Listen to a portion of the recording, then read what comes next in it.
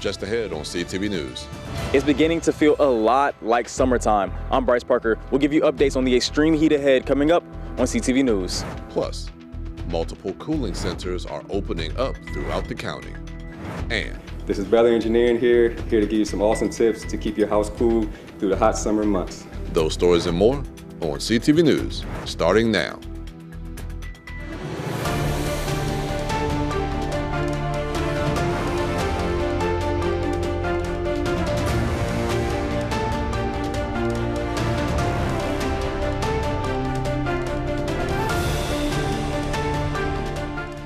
Good evening. This is CTV News for June 23rd. I'm Marquette Shepard. And I'm Katara Jones. Thanks for joining us. Well, extreme heat has arrived in our region. And it's here to stay a while. CTV's Bryce Parker is in Bowie with more. Temperatures have been soaring into the 90s since about 10 o'clock this morning. We could be headed towards a record-setting day for heat as we expect near 100-degree temperatures to fall upon us by the end of the day. An extreme heat warning has been issued today, and we can expect the same for tomorrow and Wednesday. Feels like temperatures will be in the triple digits for the next couple of days. So if you have to be outside, keep it brief and stay hydrated. Now, the weather is great for pool and water activities, especially now that the kids are out of school. And as always, when temperatures get this high, sensitive groups like children, the elderly, and people who work outside are at an increased risk of heat exhaustion. Now, for those of us who are expecting some relief after the sun goes down, we still won't be able to beat the heat. Temperatures tonight are only expected to fall into the mid to low 80s. Now, certain cities and municipalities have already begun prepping for a hot summer ahead. The city of Bowie announced that starting today, trash and recycle pickup will begin at 6 a.m. from now until August 31st. In Bowie, I'm Bryce Parker, CTV News. The National Weather Service says the extreme heat warning will end at 9 p.m. And if you're looking for a place to stay cool during these extremely hot days, look no further than the county's cooling centers. The county's Department of Parks and Recreation says 20 of its community centers across Prince George's will operate as cooling centers. The centers will follow each of the facility's regular business hours. Cooling centers provide a safe and secure option for residents to go to beat the heat. The Department of Parks and Recreation in Prince George's County is a resource for the community during this extreme heat. We want to invite people to come to our community centers to get a break from this heat, maybe a bathroom break, and just relief from this extreme heat that we are experiencing. Of course, our pools, both indoor and outdoor, remain open so people can splash around and cool off from this heat that we're experiencing. For more details on a cooling center nearest you, visit pgparks.com. Well, if you're looking to beat the heat this summer, you may want to start at home. Air conditioners are complex machines with numerous components that we sometimes forget to maintain until days like today. Bel Air Engineering is based in Bowie and has been servicing Prince George's County for more than 60 years. We spoke to Master HVAC Specialist Corey Smith about the common problems he's seen over his 18 years with the company. Definitely you want to have your system serviced twice a year, one for the heat, one for the AC. You want to keep all your vents open. You want to change your filters. Your outdoor unit, you definitely want to, keep it hosed off. Any debris from around it, keep it clear. Just the small basic things, And if you want to keep your thermostat set, you want to keep it set at anywhere from 75 to 78 degrees for efficiency. If you have your thermostat set to 75 and it's reading 80 degrees in the house and it's 100 degrees outside, then something's going on. Or if you notice that your pipes are freezing on the outdoor unit, or it's just not cooling properly, you can definitely give us a call because something's definitely going on at that point. Bel Air Engineering says if you have a smart thermostat, program it to adjust temperatures throughout the day and monitor usage to avoid overworking your AC during peak hours. And a Maryland state trooper is sent to a shock trauma center after being hit on the Capitol Beltway while investigating another crash. The patrol vehicle you see here was rear-ended by a gray Tesla, injuring the state trooper who sat inside. It happened shortly before 3 a.m. on Saturday morning in the area of I-95 at Greenbelt Road. The driver, identified as 34-year-old Teo Kim, was also sent to the hospital. The trooper has since been released from the trauma center. Maryland State Police in College Park are leading the investigation and believe impairment could have contributed to the crash. A former Prince George's County police officer has been awarded over $1 million in damages related to a sexual assault case. The county will now have to pay $1.8 million to Kate McMurray, a former county officer. The U.S. District Court found that the county police department was liable for battery, false imprisonment, and civil rights violation. In this case, McMurray says the Lieutenant Richard Talent assaulted her back in February of 2017. However, the incident didn't come to light until 2019, and when it did, she faced verbal abuse and harassment from other officers. McMurray ultimately resigned in 2021. A legal tug of war is brewing in Tennessee, and at the center is a mistaken deportation case that's continuing to fuel a national debate. On Sunday, a federal judge in Nashville ordered Kilmar Abrego Garcia to be released while he awaits trial on human smuggling charges. The Maryland resident was deported to El Salvador in March without due process, a mistake the Trump administration has admitted to. Meanwhile, the administration is appealing the ruling, even as the judge found no clear evidence that Abrego Garcia is a flight risk or a danger to the public. No trial date has been set, but the next move by immigration authorities could determine whether Abrego Garcia finally gets his day in court. A federal appeals court upheld the convictions of 3 MS-13 gang members for their involvement in the death of a teenager from Prince George's. The 4th U.S. Circuit Court of Appeals rejected the claims made by the 3 suspects that evidence was improperly obtained in their case. Court documents show that Jose Domingo Ordonez Zomenta suspected that 2 minors who were involved in the gang were talking to police. He physically assaulted one of the minors, who was a 16-year-old boy. That teen ultimately died of his injuries. 2 other suspects, Jose Henry Hernandez Garcia and Jose Rafael Ortega Ayala, disposed of the teenager's body and set it on fire. At-large County Council member Calvin Hawkins wants to make sure Prince George's County schools are ready in case a drug overdose emergency. A new resolution urges the school board to audit every school to check if they have overdose reversing medication on hand and train staff to use them. The goal? Start the audit this fall and fix any gaps by early next year. Because of the number of overdose we're not just having in the region, in our county, and the nation, it is an opportunity for our public school leadership, public school system leadership, to really get in front of this, stay in front of this, because one child lost is one child too many. The drumbeat of war in the Middle East is shaking up politics here at home. President Trump says U.S. airstrikes completely obliterated 3 of Iran's nuclear sites, Fordow, Natanz, and Esfahan. Now Iran is striking back, launching missiles at Al Udeid Air Base in Qatar. A move Iranian state media is calling Operation Annunciation Victory. Qatar says its air defenses intercepted the attack, but explosions were heard near the base, where 10,000 U.S. troops are sheltering. Senator Angela Alsobrooks calls the strikes unconstitutional. Senator Chris Van Hollen says the U.S. has been dragged into a war, while Governor Wes Moore has state military authorities monitoring the situation for threats. The White House says it's ready to respond decisively if Iran escalates further. And it's the price of power in Annapolis, and this year it costs nearly $60 million. A new analysis from the Baltimore Sun shows companies, trade groups, and nonprofits poured record money into lobbying Maryland lawmakers and Governor Wes Moore's administration during this year's legislative session.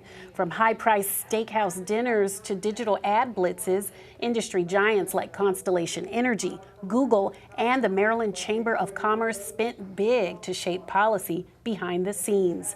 So-called good government groups call the influence concerning, warning that money still buys access in Maryland politics.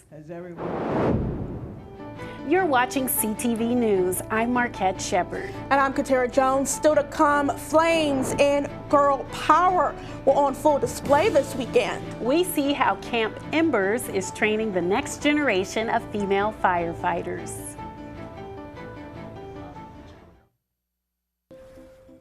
Mom, did you really need to buy 2 can openers for our emergency kit? I can't help it. They're 2 for 1. What's this? We need to keep our family communication plan safe in case of an emergency. Thanks, Tita.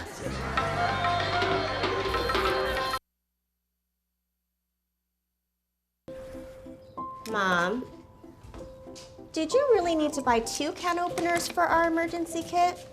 I can't help it. They're 2 for 1. What's this? We need to keep our family communication plan safe in case of an emergency. Thanks, Tita. Oh, man. Well, good thing we kept all the lights we used for Diwali. I've got the battery pack. Keep my phone powered so we don't miss any alerts. What about game night? Sounds good.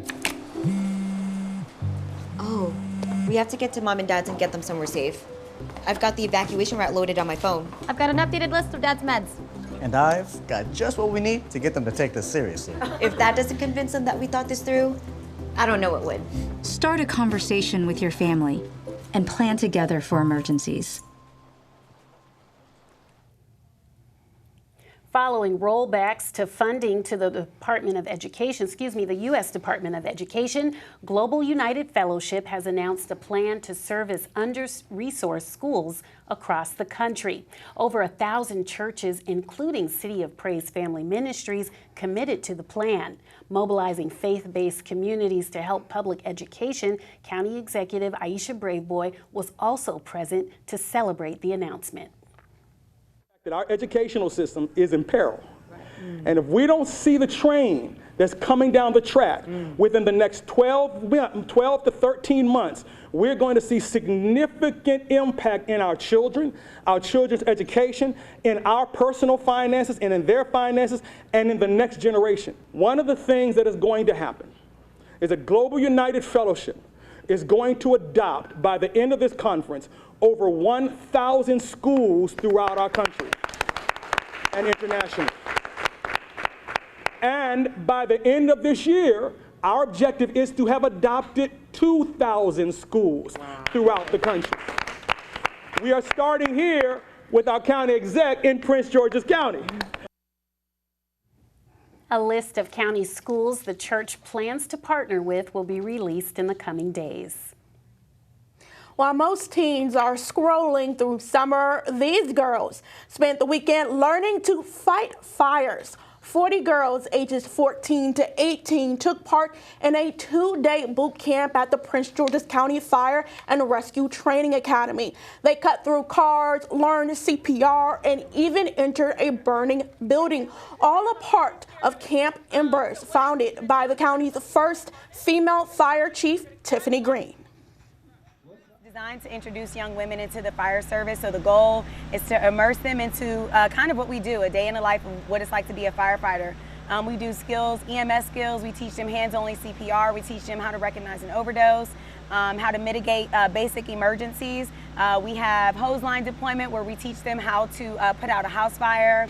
I really like the experience. You know, I learned new things that I never thought, and I might think about becoming a firefighter after this, because I've learned new things that can help me with my career. It's such a passion of mine, and the brotherhood and sisterhood between everyone, it's amazing, and I just want to be a part of it. Organizers say it's about showing young women that they belong in the fire service, and one camper says she's fired up to join. And over the weekend, the governor and his administration attended the commencement ceremony for the second service year option and Maryland Corps cohort. This year's graduating class was composed of nearly 500 individuals, which is more than double the class size from last year. This is the second cohort. With 300 members, they earned an apprenticeship credentials and 5,100 certified qualifications. Applications for the next cohort will launch in September. For more information, visit serve.maryland.gov. A familiar face is elected as the new Maryland Democratic Party chair. Former Anne Arundel County Executive Stuart Pittman became the new chair with a unanimous vote from the Maryland State Central Committee. This comes after former chair Ken Ullman stepped down on June 13th. Since becoming county executive in 2018, he ensured the county's first 2 AAA bond ratings in history. Pittman will accept the role as chair once he closes out his personal campaign account. The process should be completed by the end of the month. And Maryland gas tax is decreasing, but not by much. The new tax rate on gasoline, which is set by the Office of the Comptroller, will be at 40 cents per gallon. This is a decrease by 1/10 of a penny. The state's gas tax includes the Consumer Price Index and the pre-tax prices on gas. Officials say the new rate is caused by slower inflation and lower fuel prices. The state's new gas tax is set to go into effect on July 1st. Good news for Metro riders. Extended weekend hours and more frequent service on the Red and Silver lines during peak hours started Sunday. Red Line trains will run every 4 minutes now during rush hour periods, and riders will have additional services on the Silver Line, which will now operate with 2 lines. Half the trains will travel between Ashburn and downtown Largo, and the other half will run between Ashburn and New Carrollton. Metro has also extended weekend hours for the entire system. On Saturdays and Sundays, all stations will open 1 hour earlier at 6 a.m. and will close an hour later on Fridays and Saturdays at 2 a.m. And while we transition from spring to summer, the housing market in the county remains strong and steady. According to the county's Association of Realtors, closed sales rose 1.8% between April and May, even as national economic uncertainty continues. May's average sold price increased 6.1% since 2024. Last month's closed sales totaled at nearly 700, and new pending sales had totaled to more than 800. A $1 billion project is currently underway in Bowie at the South Lake Marketplace. The 600,000 square foot retail district, anchored by Giant Food, will soon see national and local businesses moving into the area, plus an indoor sports complex. Confirmed tenants from the first phase included national retailers such as Chase Bank, Chet's, and Maryland-based Lido Pizza. The residential portion of the development includes large single-family homes, which are already sold out. Still to come on CTV News, a data breach has put millions of Apple, Google, and Facebook users at risk. After the break, we sit down with cybersecurity analyst Kellop Charles on how to keep you safe and get back online. Back in a moment.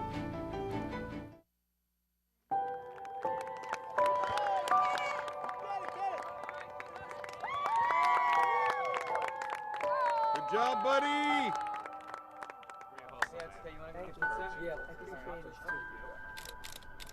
Hey, buddy. It's time. Gotta go.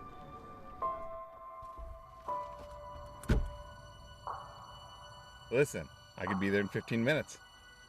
Yep, see you soon. All right, you know the drill. Your brother could always do it. That's what I thought.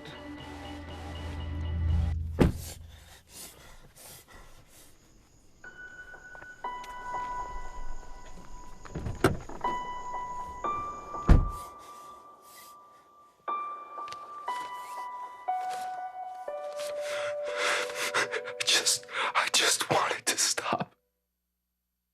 You may have heard that the American Legion helps honor our fallen heroes. Or that the American Legion helped write the GI Bill, enabling veterans to get a college education. And yeah, you've heard us tell a good story or two. But did you know that the American Legion does so much more for our veterans? From advocacy on Capitol Hill to serving others in our communities, the American Legion continues its tradition of strengthening America through service. Learn more about supporting veterans in your community by visiting legion.org. Well, welcome back. A large-scale data breach has exposed billions of login credentials. Digital safety experts are calling this the largest data breach in history. 16 billion passwords have been potentially leaked across multiple platforms from Google, Facebook, and Apple. Joining us now to explain more is cybersecurity expert Dr. Caleb Charles. Dr. Charles, thank you so much for joining us. First of all, this is a really serious breach. How many users do you think could be really impacted from this? Right. So researchers have broken it down to possibly 2 accounts per individual in the world right now. That's where we get the 16 billion from. As for the number of compromised data that might be in multiple databases, we're still kind of looking through that piece of information. Now, when we talk about 16 billion leaked accounts, this is across 30 different databases that are gathering together to create this huge data dump, so to speak. And can you talk about what users should do right now to protect themselves? Yeah, the first things that we're telling users to do right now is to change your password immediately. And the problem is many times we'll use the same password for multiple accounts, which creates what is known as a digital skeleton key. So the first thing is to change all your passwords, and if possible, to change them to different passwords so you don't have a digital skeleton key. Now, this isn't the first security breach. Why do you think this continues to happen? Well, one of the main things and another recommendation is to be able to implement multi-factor authentication or two-factor authentication. In doing so, we are preventing the attack vector from being able to take place. But also with the creation of artificial intelligence malware, which is malicious software, and some of the ingenuity of some of these hackers, they are able to create some high-level, high-gaining type of malware, and we need to make sure that we do what we need to do on our end to prevent some of this malware. And again, having strong passwords, using multi-factor authentication are among 2 of the best remedies that we could use to protect ourselves. Let's talk more about 2FA. I mean, everybody has the option, but it can be a pain to enact, especially if you're new to it. What is a better service to users who want to protect themselves? Multi-factor or 2FA, or these password managers that are becoming options? Well, you know, in the world of protecting yourself in the digital world, one solution is not enough. You know, we normally talk about using layered solutions. So again, if you're talking about layered solutions, changing your password to a strong password would be a first option. Using two-factor either through your phone, and it sends you a text message like most of the time when you try to access your financial services accounts. Also, using a password manager. As I stated before, using one password for all of your accounts, especially your financial services accounts and your e-commerce account, is not a good idea. So in using a password manager, you'll be able to store your various passwords in the password manager and use one password to gain access to it. So my recommendation is if you could implement a little bit or all of these solutions, you'll put yourself in a much better and a much protected situation. But even if you are using one or two of these layered approach, you're putting yourself in a good position as well. But using passwords with no additional authentication, it's like using your ATM card without a PIN. If someone were to find that ATM card and put it into the bank, they'll be able to withdraw anything that you had in your account. Well, Dr. Kellop Charles, thank you so much. Longtime cybersecurity expert here at CTV News. And viewers at home, stay right there. Simon Buggs is here with our Monday Sports page. That's right. What's going on, Simon?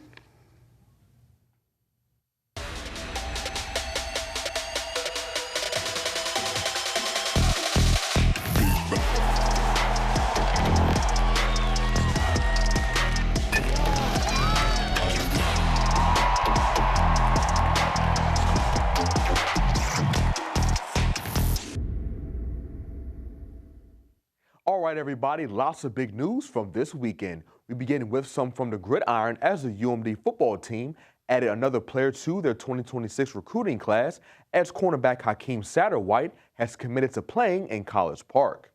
Satterwhite is a 3-star recruit and the number 9 ranked player in the state. This decision comes after Satterwhite took an official visit to Maryland this past Friday. The 6'2", 183-pounder currently attends St. Francis Academy in Baltimore and is the 4th player from that school to commit to the Terps. Looking forward to seeing you at SECU Stadium, Hakeem.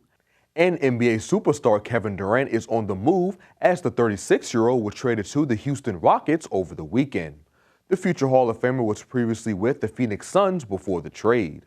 The Rockets are giving up Dylan Brooks, Jalen Green, and 6 draft picks to acquire the 15-time All-Star. Durant had been in trade rumors for a while, and this move puts to end weeks of speculation as to where the former MVP would end up. This move brings Durant back to Texas, where he played 1 year of college ball for the Longhorns before being selected number 2 overall in the 2007 draft. This will be Durant's 5th franchise he will suit up for, previously playing for the Oklahoma City Thunder, Golden State Warriors, Brooklyn Nets, and Phoenix Suns. Now, the Rockets are one of my favorite teams in the league, so I'm definitely looking forward to seeing what Katie does in H-Town in 2026. And in case you missed it, NBA fans, a new champion was crowned last night. The Oklahoma City Thunder took down the Indiana Pacers in Game 7 of the NBA Finals last night, beating them 103-91. This is OKC's first championship since moving to Oklahoma back in 2008. The team was previously called the Seattle Supersonics. Here's Finals MVP Shai Gilgeous-Alexander and shooting guard Jalen Williams on how it feels to capture their first NBA title. Feels amazing. So much weight off my shoulders. So much stress relieved. Like, no matter what, like you go into every night wanting to win, and sometimes it just doesn't go your way. And tonight could have been one of those nights, but we found a way. I'm so proud of this group. I wouldn't have rather done it with any other group in the world. It feels good to be a champion. Very blessed to be in this situation. So a lot of that emotion definitely hit me a little bit. Like I said, there's a lot of stuff that I don't really speak on, like everybody in the room. So it's just a lot of the emotions from that kind of hit me to be able to like push through, and coming from not being known in college to 4 years later being an NBA champion and having like an impact on a championship team is God's gift for sure. With the team's core players being so young, the future is definitely bright in OKC. Congratulations, guys. And wrapping up sports, the Baltimore Orioles will host the Texas Rangers tonight. The game begins at 6:35. And that wraps up your Monday sports page. Back to you, Marquette and Katera. And that wraps up CTV News for now. Thanks for joining us. We'll see you again tomorrow. Good night.